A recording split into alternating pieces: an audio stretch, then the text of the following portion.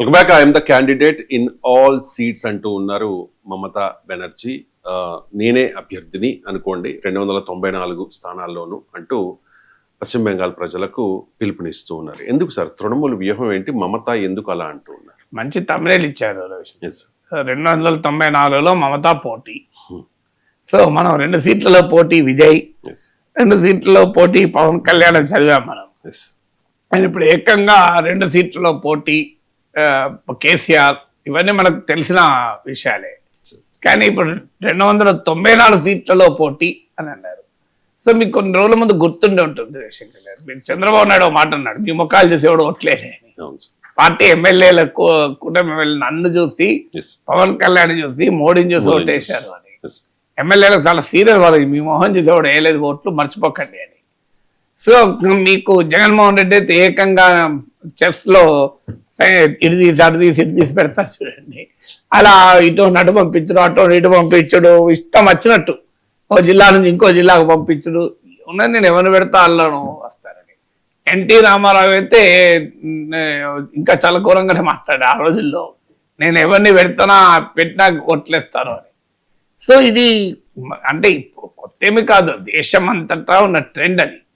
అంటే ప్రెసిడెన్షియలైజేషన్ of parliamentary democracy అంటారు. Modi phenomena కూడా అదే కదా.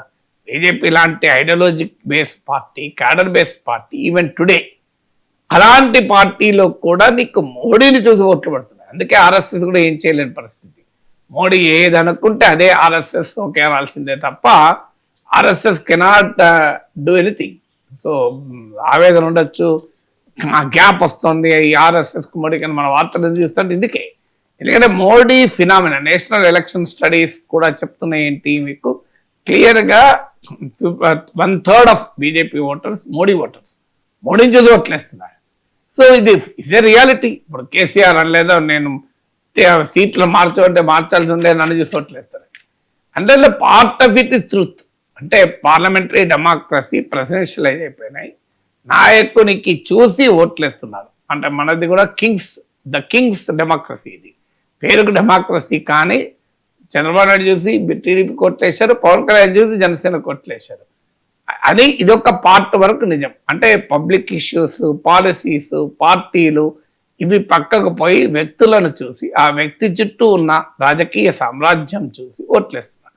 అందువల్ల బెంగాల్లో మమతా బెనర్జీ చూసి ఓట్లేస్తున్నారు నిజం. అందుకే ఆమె అప్పీల్ 294 సీట్స్ ఓట్లేదంటే. రాజకీయ నాయకులు ఎట్లున్నారంటే, వెనకడికి పెళ్లి కొడుకు పెళ్లి కూతురు తండ్రి అన్నట, పెళ్లి కూతురు తండ్రితో పెళ్లి కూతురు చెప్పారట, మీరు మా వాడిని చూడకండి, పెళ్లి కొడుకుని చూడకండి, వాళ్ళ తండ్రిని చూడండి, వాళ్ళ బామ్మర్దిని చూడండి, వీళ్ళని చూసి ఓట్లే అన్న. సో పెళ్లి కొడుకు పెళ్లి కూతురు కాదు, అత్తగారిని చూసి, బామ్మర్ది చూసి, ఆస్తులు చూసి, పాస్తులు చూసి, మిత్రులు చూసి, ఇల్లు చూసి ఓట్లే చేసుకొని అన్నట్టున్నది. సో అందువల్ల అభ్యర్థితో సంబంధం లేదు. సో అంతా నన్ను చూసి ఓట్లేనని. దీనివల్ల ఎందుకు అంటే, ఒకటి దీనికి ఈ ధోరణి ఏంటంటే, నాయకులు రాజకీయ పార్టీల పైన తమ గ్రిప్ పెంచుకోవటానికి సిస్టమేటిక్గా పొలిటికల్ ఆపరేటర్స్ డిస్ట్రాయ్ చేస్తున్నారు. అంటే రాజకీయ పార్టీ నిర్మాణాన్ని బలహీనపరుస్తున్నారు, తన నాయకత్వాన్ని, తన చుట్టూ నాయకత్వాన్ని. అందుకే వారసత్వ రాజకీయాలు పెరగటానికి కూడా అదే కారణం. ఆ వ్యక్తి చుట్టూ రాజకీయ పార్టీ నిర్మాణం జరిగితే ఇక వారసత్వ రాజకీయాలే ఉంటాయి కదా. ఈవెన్ ఆమ్ ఆద్మీ పార్టీ లాంటి క్లీన్ పాలిటిక్స్ మీద నచ్చే పార్టీ కేజ్రీవాల్ చుట్టూ నిర్మాణం జరిగింది. తెలంగాణ ఉద్యమ ఆధారంగా వచ్చిన ఉద్యమ పార్టీ అయిన టీఆర్ఎస్ కూడా కేసీఆర్ చుట్టూ ఒక పార్టీగా నిర్మితమైంది. సో అందువల్ల మీకు రాజకీయ పార్టీల స్వభావాలే మారిపోతున్నాయి. కారణం నాయకులు తమ ఆధిపత్యం గురించి చేస్తున్నారు, డెలిబరేట్ గా పార్టీని వీకెండ్ చేసి తమను బలోపేతం చేసుకుంటున్నారు. రెండవది ఏంటంటే, ఎందుకు ఇలా మాట్లాడతారంటే, యాంటీ ఇన్కంబెన్సీ అనేది 2 లెవెల్లో ఉంటుంది. కాన్స్టిట్యున్సీ లెవెల్ యాంటీ ఇన్కంబెన్సీ, మీకు స్టేట్ లెవెల్ యాంటీ ఇన్కంబెన్సీ. ఇప్పుడు చంద్రబాబు నాయుడు కూడా మా ఎమ్మెల్యే అనడానికి కారణం అది. మీ మోహన్ చంద్రుడు ఒకటే లేదు అంటే ఎమ్మెల్యేల ఆగడాలు పెరిగిపోయాయి. వాళ్ళు ఏకఛత్రాధిపత్యంగా కాన్స్టిట్యున్సీలో వ్యవహరిస్తున్నారు. సో వాళ్ళ పట్ల ప్రజల్లో తీవ్ర వ్యతిరేకత వ్యక్తమవుతోంది. అందువల్ల ఆ వ్యతిరేకత నాయకునికి తగలకుండా ఉండటానికి చేస్తున్నారు. అయితే అన్ని సందర్భాల్లో నిజం కాదు. నాయకుని పట్లనే వ్యతిరేకత ఉన్నప్పుడు ఏం చేస్తారు, నాకు వైసీపీ రివ్యూలప్పుడు జగన్ పిలిచి ఒక్కొక్క ఎమ్మెల్యేని పిలిచి నీ పట్ల ఇంత వ్యతిరేకత ఉంది, సర్వేలో ఇట్లా వస్తుంది అట్లా వస్తుంది అని చెప్తున్నప్పుడు చాలా మంది ఎమ్మెల్యేలు నాకు కొంతమంది ఫోన్లు చేస్తున్నారు, సార్ ఏం చెప్పాలి సార్ మా జగన్ గారికి మా మీద అంటున్నాడు, ఆయన పట్ల వ్యతిరేకత చాలా ఎక్కువ ఉన్నది సార్, ఆయనకు అర్థమవుతలేదు అని. ఆయన రిజల్ట్ వచ్చినాక అర్థమవుతుందయ్యా అని చెప్పేవాడిని నేను. సో అదే ఈ 2 levels 2 levels of anti incumbency ఉంటుంది.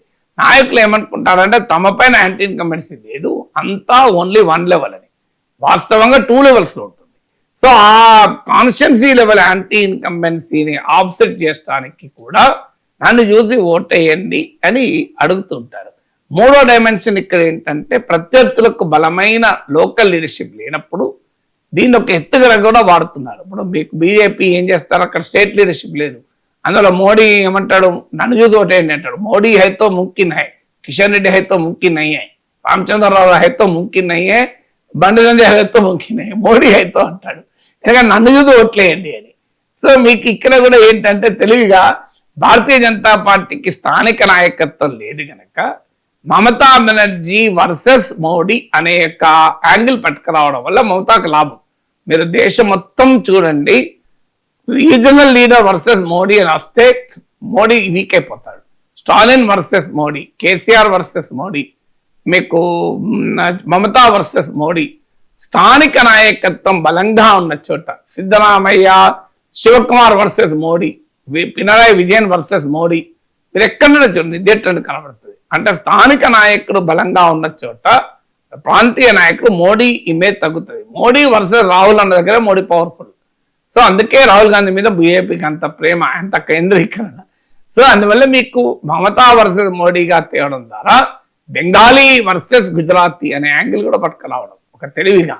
మీకు ఇక్కడ కూడా రేవంత్ రెడ్డి కూడా అంటాడు, గుజరాతీ గులాబ్ లంకా మేము అని కేటీఆర్ అంటుంటాడు చూడండి, మేము ఢిల్లీ గులాంలం కాదు, గుజరాతీ గులాంలం కాదు అని. సో ఆ లోకల్ యాంగిల్ కూడా తేవడం కూడా ఉద్దేశం. అందువల్ల రాజకీయ నాయకులు ఒక ఏ వ్యూహము లేని ఏమీ మాట్లాడారు. ఏమంటే 294 సీట్లలో ఆమె ఎట్లా పోటీ చేయగలుగుతుంది?